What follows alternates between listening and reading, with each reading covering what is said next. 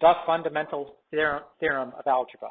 Not a fundamental theorem, not a theorem that maybe is useful, but it's the fundamental theorem of algebra, which is a pretty big deal.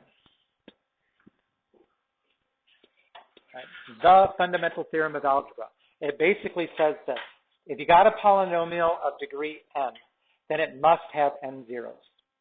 Okay? It will have exactly as many zeros as the degree.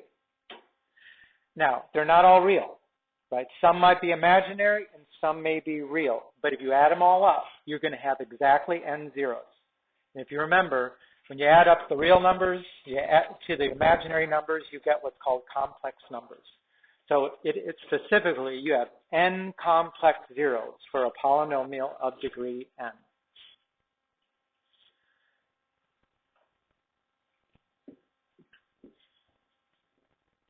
Now, the typical kind of problem that we will have to address is something like this. Here's a polynomial, x to the third. It does not have a common factor of x, so that I can just take out an x and make it a quadratic and solve for the rest of them. So I'm going to have to come up with some process in order to find all the zeros. It's a third degree or cubic, so how many zeros do we expect? 3. You have exactly as many zeros as the degree. So we expect that there's going to be 3. Okay. So the normal first step in the process nowadays, because you got a graphing calculator in your hand, is you graph it. Right? I put it in the calculator on that y equals first line, and I graphed it. And I know that it's a cubic, so it must be doing this kind of thing. But the only piece of the graph I can see is there. But I do see it crossing the x-axis. You know, what does it look like as the x value where it's crossing the x-axis? -3, right? Here's the origin. It's right there.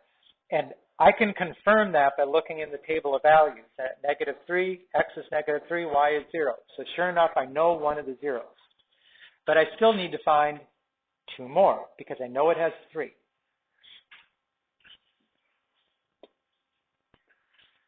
Okay, if it has a 0 of -3, then it has a linear factor of x plus 3.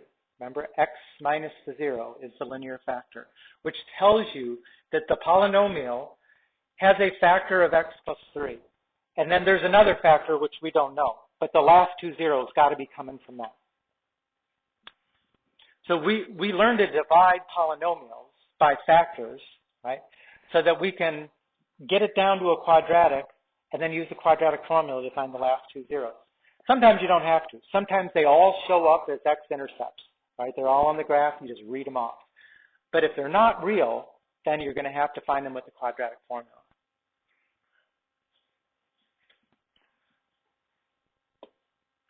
All right, so if you look at this thing again, if I just divide both sides by the x plus 3, that's how I'm going to solve for what's in the parentheses.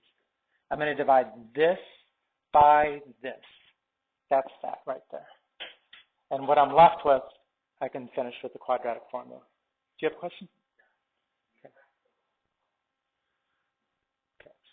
So again, we already know the 1 0 in a second. Well, but we got to find the others. We know that there's 3.